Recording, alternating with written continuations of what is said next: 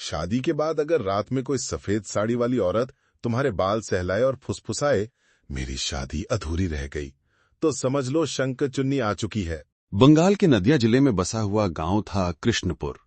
गांव के बाहर एक पुराना शिव मंदिर था और उसके पीछे एक बहुत बड़ा पीपल का पेड़। लोग कहते थे कि उस पेड़ पर शंखचुन्नी रहती है। शंखचुन्नी, वो औरत जो अपनी शादी के दिन या शादी के कुछ दिनों बाद मर जाती है। सफेद साड़ी पहने, लंबे बाल बिखरे हुए और गर्दन कभी कभी उल्टी। नवविवाहित जोड़ों को देखकर उसे बहुत क्रोध आता है, क्योंकि उसे अपनी अधूरी शादी का दर्द हमेशा सताता रहता है। राहुल और प्रिया की शादी अभी 2 हफ्ते पहले ही हुई थी। दोनों कोलकाता से कृष्णपुर आए थे, राहुल के दादा दादी के पुराने घर में कुछ दिन बिताने। गांव वाले उन्हें देखकर मुस्कुराते थे, लेकिन कोई भी ज्यादा बात नहीं करता था। पहली रात को जब राहुल और प्रिया सोने गए तो प्रिया ने अचानक कहा, राहुल, बाहर कोई है क्या? राहुल ने हंसकर कहा, यहां तो सब शांत है, सो जाओ। लेकिन आधी रात के करीब प्रिया को लगा जैसे कोई उसके कमरे के बाहर खड़ा होकर रो रहा हो। रोने की आवाज बहुत दबी हुई थी, लेकिन बेहद दर्द भरी। उसने राहुल को जगाया, कुछ सुनाई दे रहा है तुम्हें? राहुल ने कान लगाया, आवाज अब बंद हो चुकी थी। दूसरी रात फिर वही हुआ, लेकिन इस बार आवाज और पास थी। प्रिया ने खिड़की खोलकर बाहर देखा। चांदनी रात में पीपल के पेड़ के नीचे एक औरत खड़ी थी, सफेद साड़ी में, लंबे बाल हवा में लहरा रहे थे। प्रिया चीखी। राहुल दौड़कर आया, लेकिन जब तक वो खिड़की तक पहुंचा वहां कोई नहीं था। अगली सुबह राहुल ने दादी से पूछा। दादी का चेहरा पीला पड़ गया। बाबू, वो शंखचुन्नी है। यहां कई साल पहले एक लड़की की शादी हुई थी। शादी के दिन ही उसकी मौत हो गई। उसके बाद से वो नवविवाहित जोड़ों को परेशान करती है। प्रिया डर गई। तो हम क्या करें दादी? दादी ने गहरी सांस ली। शंखचुन्नी को सबसे ज्यादा गुस्सा नवविवाहित दुल्हनों पर आता है। वो उनसे जलती है। कहते हैं वो दुल्हन का रूप धरकर भी आ सकती है। उसी दिन शाम को प्रिया को एक अजीब सा अनुभव हुआ। वो अकेली बरामदे में बैठी थी। अचानक उसे लगा कोई उसके बालों को सहला रहा है। उसने मुड़कर देखा, पीछे कोई नहीं था, लेकिन हवा में हल्की सी सुगंध थी, फूलों और चिता की राख जैसी। रात होते ही फिर शुरू हुआ। इस बार आवाज प्रिया के नाम से आई। प्रिया, प्रिया। आवाज बहुत प्यारी थी, लेकिन उसमें दर्द भी था। प्रिया ने जवाब दिया, कौन है? बाहर से जवाब आया, मैं तुम्हारी बहन हूं, बाहर आओ ना। प्रिया का दिल तेज धड़कने लगा। उसकी कोई बहन नहीं थी। राहुल ने उसे रोका, लेकिन प्रिया का शरीर जैसे किसी और के कब्जे में था। वो दरवाजे की ओर बढ़ने लगी। राहुल ने जोर से उसे पकड़ लिया। प्रिया, होश में आओ। प्रिया की आंखों से आंसू बह रहे थे। उसने कांपते स्वर में कहा, राहुल, वो कह रही है कि वो भी शादी करना चाहती थी, लेकिन वो मर गई। अब वो मुझे अपनी जगह लेना चाहती है। राहुल ने खिड़की से बाहर देखा। पीपल के पेड़ पर एक सफेद साड़ी वाली औरत उल्टे पैर लटक कर बैठी थी। उसके बाल जमीन तक लहरा रहे थे और वो सीधे प्रिया की ओर देख रही थी। राहुल ने प्रिया को जोर से पकड़ रखा था। प्रिया के शरीर में अभी भी अजीब कंपन हो रहा था। बाहर पीपल के पेड़ पर सफेद साड़ी वाली छाया अब गायब हो चुकी थी। दादी रात भर जागकर दोनों के साथ बैठी रहीं। उन्होंने कमरे के चारों कोनों में नीम की टहनियां और लाल धागे बांध दिए। दादी धीरे से बोली, शंखचुन्नी बहुत चालाक होती है। वो पहले दुल्हन को अपने कब्जे में लेने की कोशिश करती है। अगर कामयाब हो गई तो दुल्हन का शरीर उसका हो जाता है। प्रिया कांपते हुए बोली, दादी, वो कह रही थी कि वो भी शादी करना चाहती थी। उसकी शादी के दिन क्या हुआ था? दादी ने पुरानी यादों में खोकर बताया। लड़की का नाम था मालती, बहुत सुंदर थी। शादी के दिन बारात घर पहुंचने से पहले ही उसे सांप काट गया। कुछ लोग कहते हैं सांप नहीं, उसकी सौतेली मां ने जहर दे दिया था। शादी का मंडप लगा था, दुल्हन का जोड़ा तैयार था, लेकिन मालती की आत्मा अधूरी रह गई। उसी दिन से वो शंखचुन्नी बन गई। राहुल ने पूछा, तो वो प्रिया को क्यों निशाना बना रही है? क्योंकि प्रिया नई नई दुल्हन है, दादी बोली। शंखचुन्नी को नई शादियों से बहुत जलन होती है। वो दूसरी दुल्हनों की खुशी सहन नहीं कर पाती।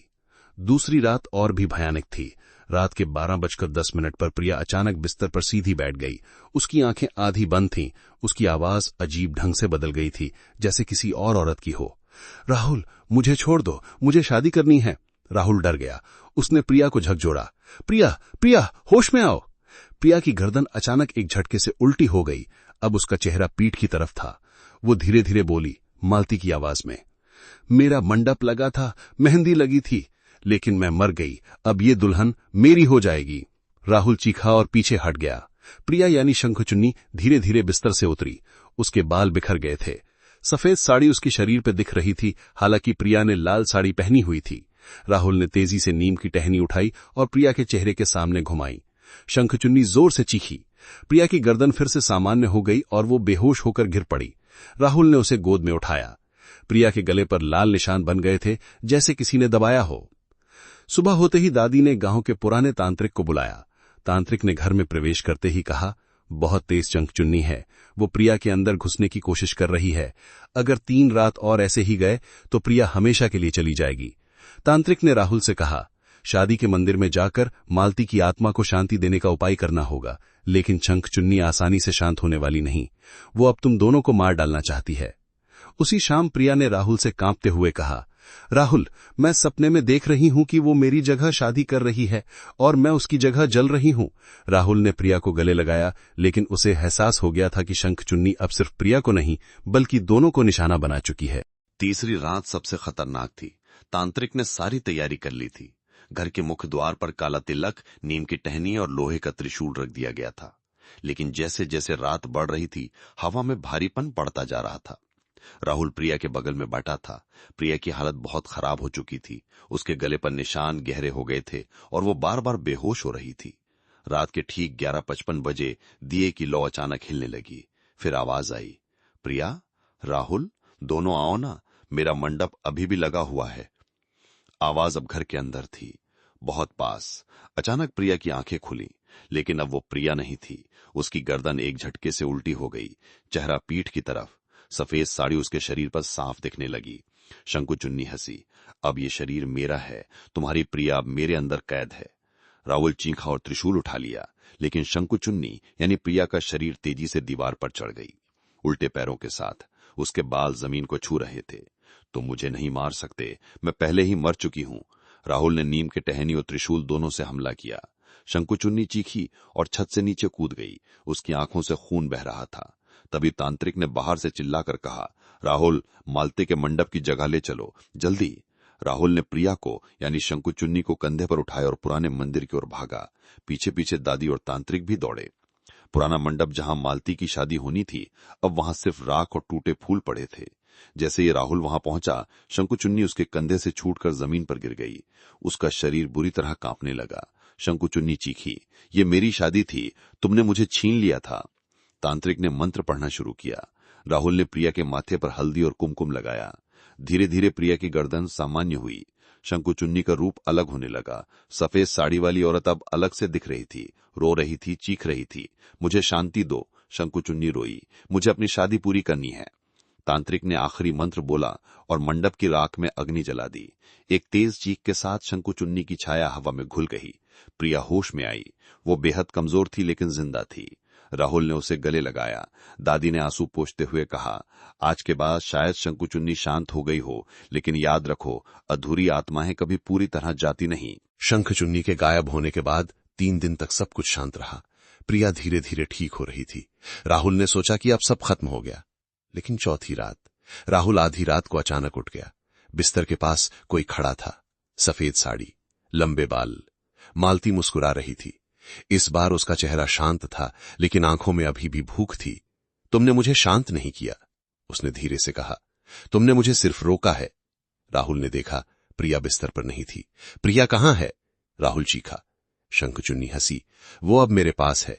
मैंने उसका शरीर नहीं, उसकी आत्मा ले ली है। कल उसकी शादी होनी है मेरे मंडप में। राहुल दौड़कर बाहर निकला। पूरा गांव फिर से अंधेरे में डूबा हुआ था। पीपल के पेड़ के नीचे एक मंडप सजाया हुआ था, ठीक वैसा जैसा 15 साल पहले मालती की शादी के लिए सजाया गया था।